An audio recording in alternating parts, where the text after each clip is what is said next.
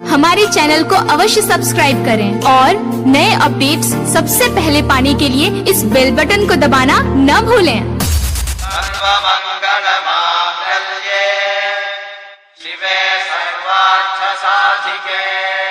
जी हाँ दोस्तों, जैसा कि आप सब जानते हैं कि शादी विवाह का सीजन शुरू हो चुका है और इस सीजन में कितनों के घर बसते हैं तो वहीं ना जाने कितने आशिकों के दिल टूटते हैं।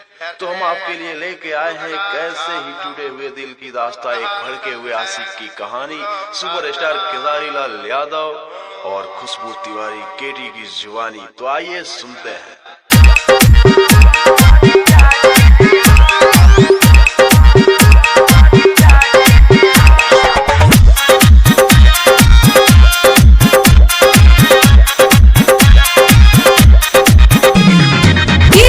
राकेश राज अंबारतला, राकेश राज अंबारतला, राकेश राज अंबारतला।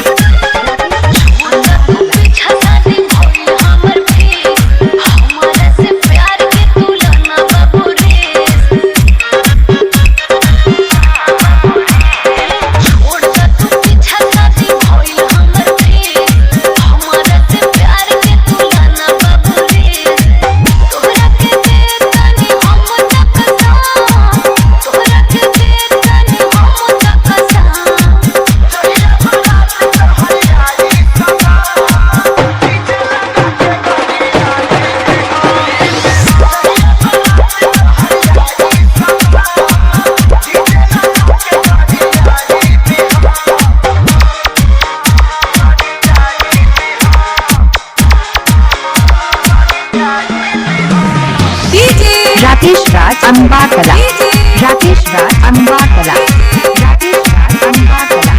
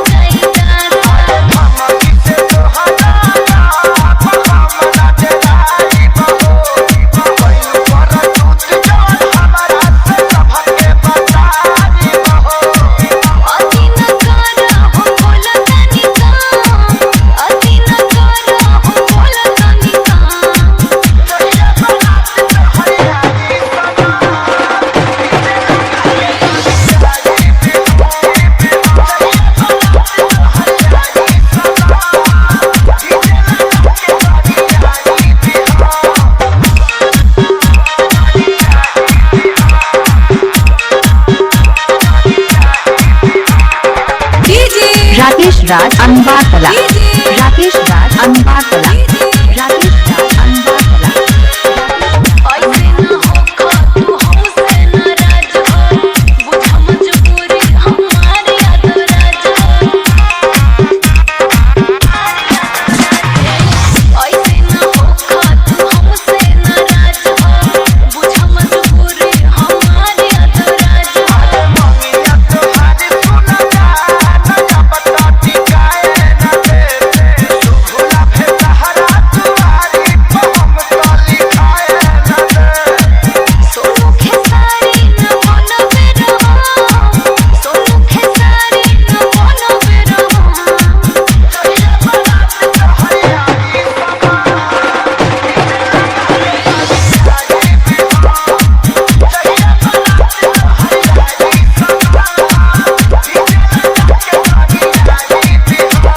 Mobile number 87 57 57 77 28।